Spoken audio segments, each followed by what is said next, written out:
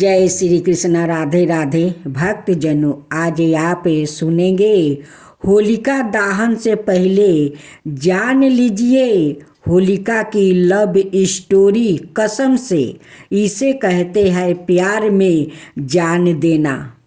होली से पहले होलिका दहन करने की परंपरा है।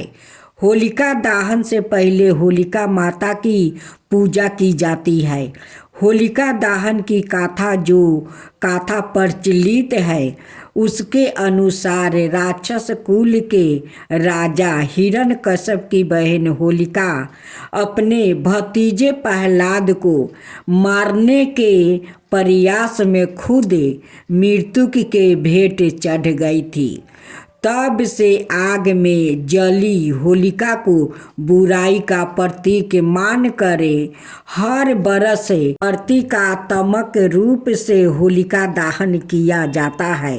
लेकिन इस प्रचलित कहानी से अलग बहुत कम लोग होलिका की प्रेम कहानी के बारे में जानते हैं।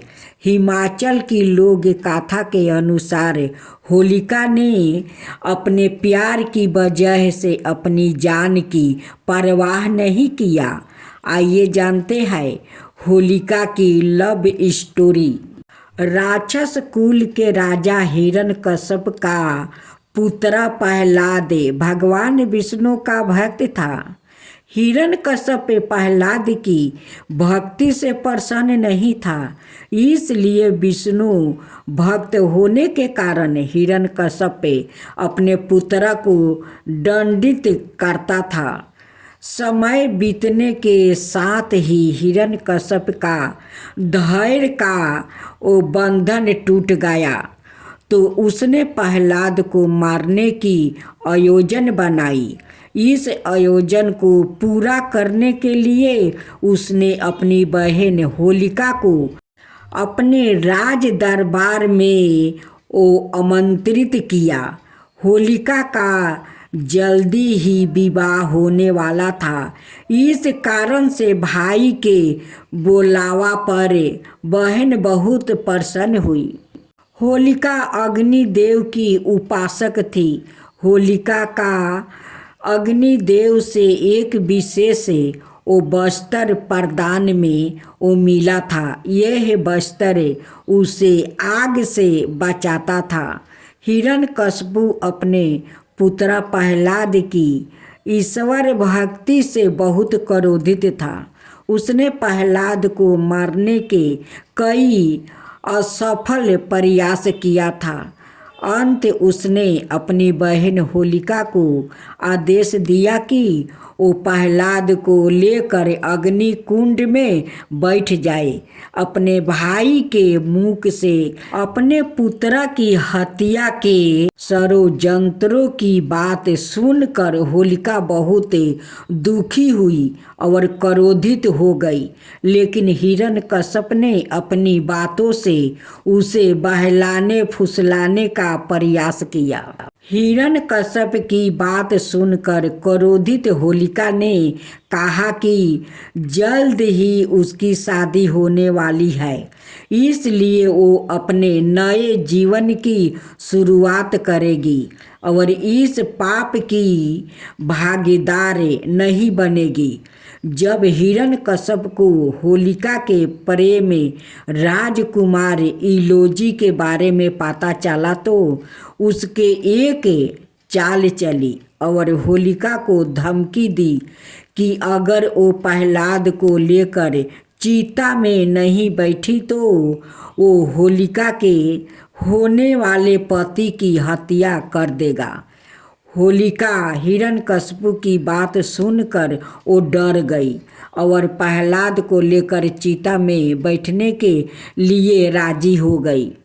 होलिका प्रहलाद को गोद में लेकर जलती हुई अग्नि में बैठ गई, लेकिन ईश्वर की कृपा से उस समय तेज हवा चली।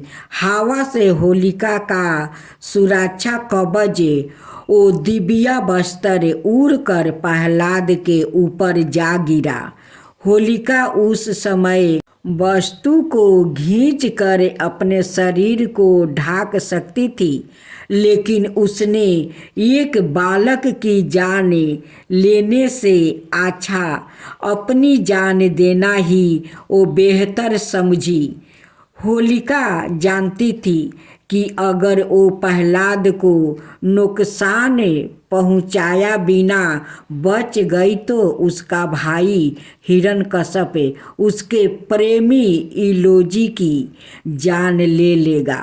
इसलिए उसने प्यार की वजह से अपनी जान दे दिया। इस तरह अग्निदेव के दिव्य वस्त्र की कृपा से प्रहलाद आग से बच गया, लेकिन होलिका जल कर राख हो गई। हिमाचल और आसपास की जगहों पर होलिका को प्रेम की देवी के रूप में भी पूजा जाता है। यहाँ होलिका दहन की आगे होलिका देवी की बलिदान को याद करने के लिए जलाई जाती है, जिन्होंने अपने प्यार को जिंदा रखने के लिए खुद अपनी जान दे दिया। अब होलिका की दूसरी कथा। होलिका कौन थी और इस कहानी की असली सच्चाई क्या है? क्या होली का दिन खुशी मनाने का दिन है? क्या होलिका माता कहकर उसकी जय बोलना चाहिए? और क्या माता बहनों को होलिका की पूजा करके उससे अपनी परिवार की सुरक्षा मांगनी चाहिए? होलिका प्रहलाद की चाची थी। वो भगवान विष्णु की भक्त थी, लेकिन उसका भाई हिरण्यकश्यप राक्षस राज था। हिरण्यकश्यप ने प्रहलाद को मानवता का प्रति विश्वास के लिए प्रेम नहीं किया। होलिका हिरण्यकश्यप की आज्ञाकारी सहायक थी, जिसने अपने भाई की आज्ञा पर प्रहलाद को जल में फेंक दिया। परंतु भगवान की कृपा से प्रहलाद सुरक्षित रहा। होली का दिन खुशियाँ मनाने का दिन है, जिसमें प्रेम और भाईचारा प्रकट किया जाता है। हाँ, होलिका माता कहकर उसकी जय बोलना चाहिए, क्योंकि वो विष्णु भगवान की भक्त थी, जो कलंक होली के भस्म कर दिया।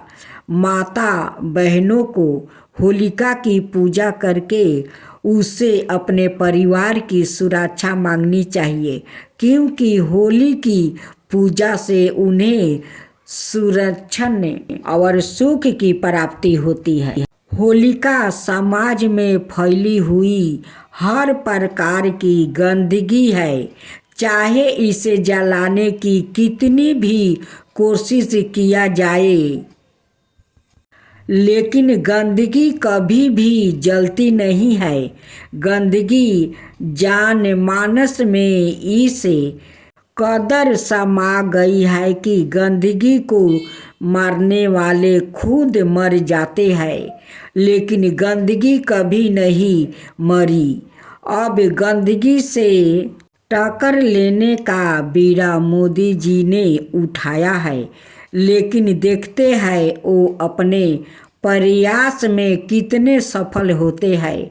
गंदगी पर्यावरण में तो है ही, हमारे मनों में भी है, जो जितना ज़्यादा मन से गंदा उसकी उतनी ज़्यादा इलाज। इसलिए गंदगी रूपी होलिका की पूजा करनी चाहिए, क्योंकि गंदे आदमी में काफ़ी पावर होती है, वह बाहुबली होता है, हम उसे लड़ नहीं सकते हैं। सो अपने परिवार की सुरक्षा के लिए उसकी पूजा करते हैं। अब तीसरी कहानी कृष्णा राधा की होली। युधिष्ठिर को श्री कृष्णा ने सुनाई थी होली की कहानी। एक बार युधिष्ठिर ने श्री कृष्णा से होली की शुरुआत की। कहानी के विषय में ओ प्रश्न किया। इस सवाल को सुनकर श्री कृष्ण ने मुस्कुराकर होली की कहानी बतानी शुरू की। श्री कृष्ण ने बताया कि एक बार श्री राम के पूर्वजों रघु शासन में एक असुर महिला हुआ करती थी। वो असुर महिला गांव के लोगों को मार कर उन्हें खा जाया करती थी।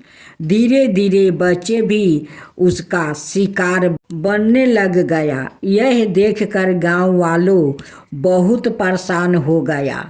उनकी इस परेशानी को दूर करने के लिए एक दिन गुरु वशिष्ठ उन्हें बताया कि उस असुर महिला को मारा जा सकता है।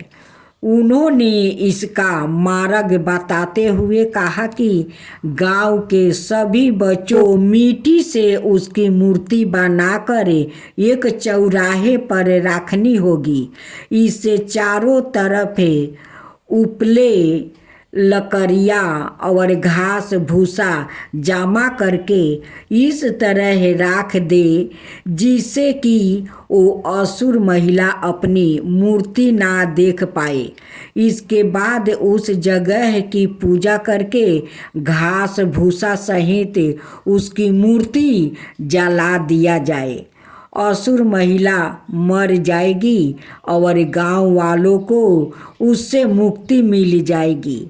गुरु वशिष्ठ की बात सुनकर बच्चों और गांव वालों ने ऐसा ही किया।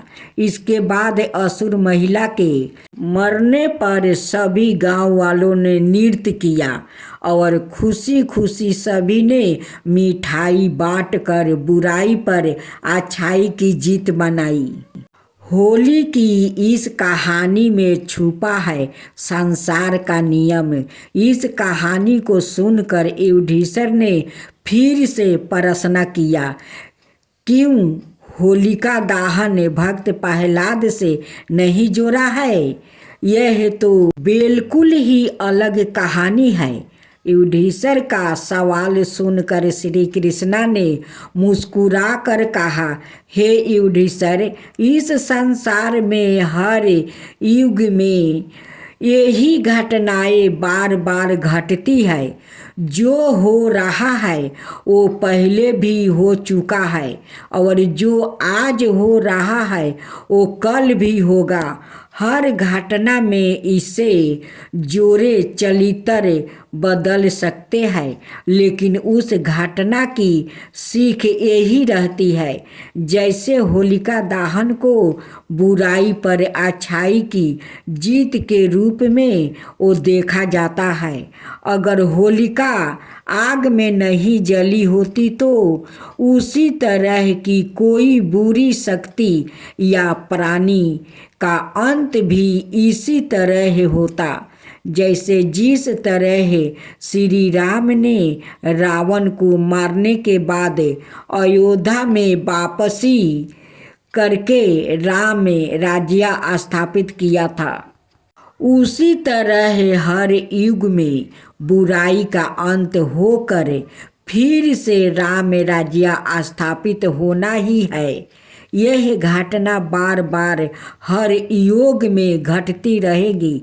इस घटना से जोरे पात्रा बदल सकते हैं, लेकिन घटनाएं संसार का अर्थ और नियम समझने के लिए निरंतर हर युग में वो घटती रहती है। यही संसार का नियम है। हर एक युग इसी तरह से चलता रहता है। इस कारण से मनुष्य को अपने कर्मों की प्रधानता को समझकर अपने कर्मों पर ध्यान देना चाहिए। कर्म सबसे सर्वोपरि है।